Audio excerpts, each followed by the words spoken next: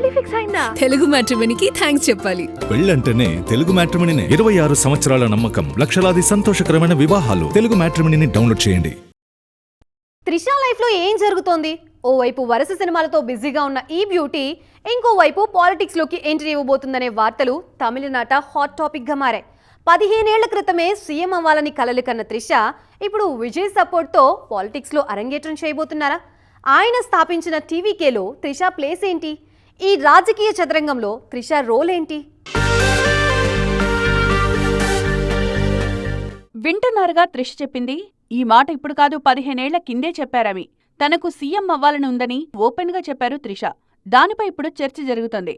Vijay TVK పార్టీతో ప్రత్యక్ష రాజకీయాల్లోకి దిగడంతో త్రిష కూడా పాలిటిక్స్ లోకి రావడం ఖాయమని కోలీవుడ్ లో చర్చ మొదలైంది. రాబోయే ఎలక్షన్స్ లో ఈమె పోటీ చేయబోతున్నట్లు తెలుస్తోంది. చెన్నైలోని ఒక ముఖ్యమైన నియోజకవర్గం నుంచి త్రిషకు ఎమ్మెల్యే టికెట్ ఇచ్చేలా విజయ్ ప్లాన్ చేస్తున్నారనే వార్తలు తమిళ రాజకీయాల్లో సెన్సేషన్ క్రియేట్ చేస్తున్నాయి. ఇదే సమయంలో విజయ్ విడాకుల వెనుక కూడా త్రిష పేరే ప్రధానంగా వినిపిస్తోంది. పైగా తాజాగా కలిసో పెళ్లికి హాజరైంది ఈ జంట.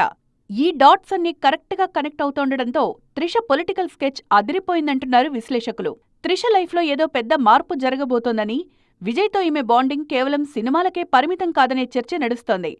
టీవీకేలో త్రిషకు కీలకమైన స్థానం దక్కబోతోందని కోలీవుడ్ టాక్. తన క్రేజ్, ఫాలోయింగ్తో పక్కా వ్యూహంతోనే త్రిష పొలిటికల్ గ్రౌండ్ ప్రిపేర్ చేసుకుంటున్నట్టు అర్థమవుతోంది.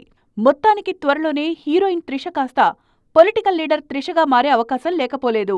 పెళ్లి ఫిక్స్ అయిందా? తెలుగు మ్యాట్రిమోనీకి థ్యాంక్స్ చెప్పాలి. పెళ్ళంటేనే తెలుగు మ్యాట్రిమోనీనే. 26 సంవత్సరాల నమ్మకం, లక్షలాది సంతోషకరమైన వివాహాలు. తెలుగు మ్యాట్రిమోనీని డౌన్లోడ్ చేయండి.